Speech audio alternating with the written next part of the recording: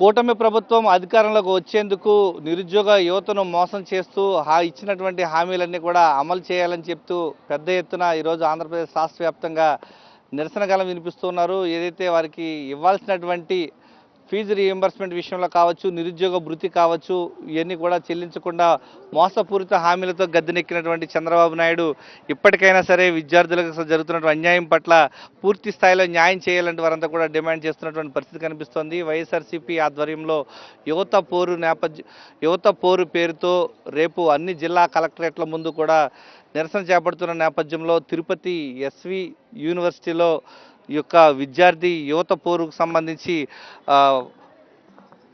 ప్లకార్డులు ప్రదర్శిస్తూ ఉన్నారు. వారికి ఇచ్చినటువంటి ఏదైతే కరపత్రాలను రిలీజ్ చేస్తున్నారో ప్రధానంగా గడిచిన కొన్నేళ్లుగా ఈ యొక్క చంద్రబాబు నాయుడు మోసపూరిత హామీలతో మోసపోతూనే ఉన్నారు.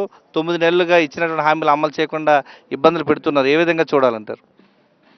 సార్, కూటమి ప్రభుత్వం అధికారంలోకి వచ్చాక ఏదైతే విద్యార్థులకు రావాల్సిన ఫీజు రీయింబర్స్మెంట్ కానీ, విద్యా దీవెన కానీ, వసతి దీవెన కానీ ఇవన్నీ కూడా గత గవర్నమెంట్లో వైఎస్ జగన్మోహన్ రెడ్డి గారు ఎలక్షన్కి ముందే ఈ యొక్క ఫీజులను విడుదల చేస్తుంటే దానికి విడుదల చేయకుండా అడ్డుకున్న కూటమి ప్రభుత్వం నాయకులు ఆ రోజు అడ్డుకున్నారు. కానీ గవర్నమెంట్ ఏదైతే కూటమి ప్రభుత్వం అధికారంలోకి వచ్చాక అయినా కూడా విద్యార్థులకి ఫీజు రీయింబర్స్మెంట్ విడుదల చేయకుండా ఈరోజు మొండి వైఖరిని చూపిస్తున్నారు. ఎందుకంటే ఈరోజు బలహీన వర్గాలన్నీ కూడా చదువుకొని ఉన్నత స్థాయికి వెళితే ఈరోజు అగ్రవర్ణ కులాలన్నీ కూడా ఆయన్ని అంచివేసే విధంగా ఈరోజు కూటమి ప్రభుత్వం ముందుకు పడిపోతుంది. నేను ఒకటే చెబుతున్నా, విద్యార్థులు ఏ విధంగా ద్రోహం చేశారు మీకు?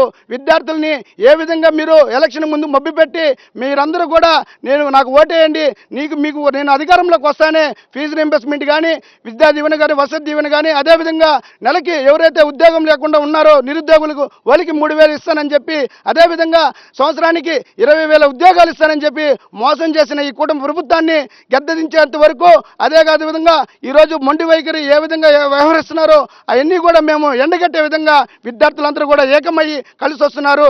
రేపు జరగబోయే మార్చి 12 కలెక్టరేట్ కాడ జరగబోయే యువత పోరును జయప్రదం చేసేదానికి ఎస్వి యూనివర్సిటీ నుంచే పెద్ద ఎత్తున కూడా తరలి వస్తామని కూడా తెలియజేస్తున్నాం. అంటే ప్రధానంగా యువత పోరు పేరుతో రేపంతా కూడా పెద్ద ఎత్తున సమాయత్తం అవుతూ ఉన్నారు. వారికి నిరుద్యోగ భృతి ఇస్తామన్నారు, డిఎస్సి తెరుస్తామన్నారు. ఇంతవరకు ఏది చూడాలంటారు ఈ మోసపూరిత హామీలు?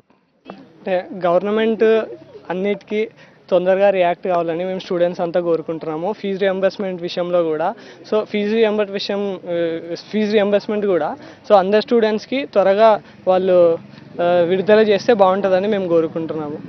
ప్రధానంగా యొక్క ఫీజు రీఎంబర్స్మెంట్ విషయంలో చెల్లించకుండా కక్ష సాధింపు చర్యలు అవలంబిస్తున్నటువంటి యొక్క కూటమి ప్రభుత్వ తీరు పట్ల పెద్ద ఎత్తున ఆగ్రహం వ్యక్తం చేస్తూ ఉన్నారు.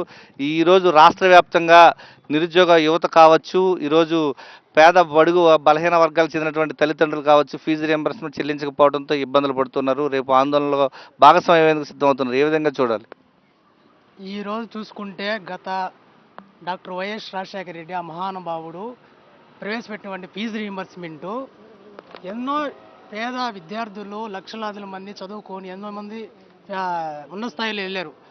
అదే కొనసాగిస్తూ నడవాలనేసి జగన్మోహన్ రెడ్డి గారి హయాంలో విద్యా దీవెన, వసతి దీవెనని ప్రవేశపెట్టి వాళ్ళకి ఈ డేట్కి ఆ డేట్కన్నీ ఒక త్రైమాసికంలో వాళ్ళకి రావాల్సిన బకాయిలన్నీ తూచా తప్పకుండా కరోనా కాలంలో గాడే వాళ్ళకి బకాయిలు చెల్లించి ఉన్నత విద్యలో అందరికీ మెరుగైనటువంటి విద్య అందించాలని చెప్పి ఫీజు రీయింబర్స్మెంట్, వసతి దీవెనని కల్పించి ఎక్కినటువంటి జగన్మోహన్ రెడ్డి గారికి మనం ఎప్పుడూ పేద పిల్లలందరూ అండగా ఉన్నారు.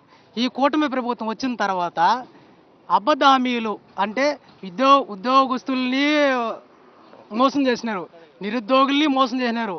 ఇప్పుడు చదువుతున్నటువంటి విద్యార్థులకి మెరుగైనటువంటి విద్యా దీవెన, వసతి దీవెన 4,600 కోట్లు బకాయిలు తక్షణమే విడుదల చేయాలని మేము డిమాండ్ చేస్తున్నాము.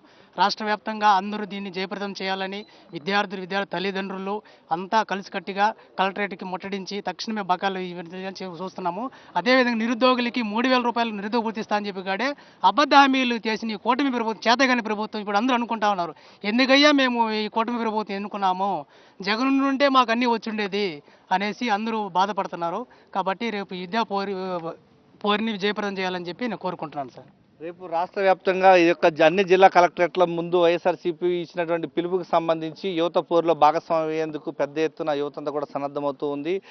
మోసపూరిత హామీలతో గద్దెనెక్కినటువంటి చంద్రబాబు నాయుడు నిరుద్యోగ భృతి ఇవ్వకుండా మోసం చేస్తూ ఉన్నారు. ప్రధానంగా ఏదైతే ఫీజు రియంబర్స్మెంట్ కానీ విద్యా దీవెన వసతి దీవెన చెల్లించకుండా వారందరినీ కూడా మోసం చేసినటువంటి చంద్రబాబు తీరును ఎక్కడికక్కడ వారంతా కూడా నిరసన రూపంలో ప్రతి కలెక్టరేట్ల ముందు భాగస్వామ్యం అయ్యేందుకు తమంతా కూడా సిద్ధమవుతామని చెప్పి విద్యార్థి గలం చెప్తూ ఉంది. కెమెరామెన్ ముఖేష్తో విజయమూర్తి, సాక్షి టీవీ, తిరుపతి నుంచి.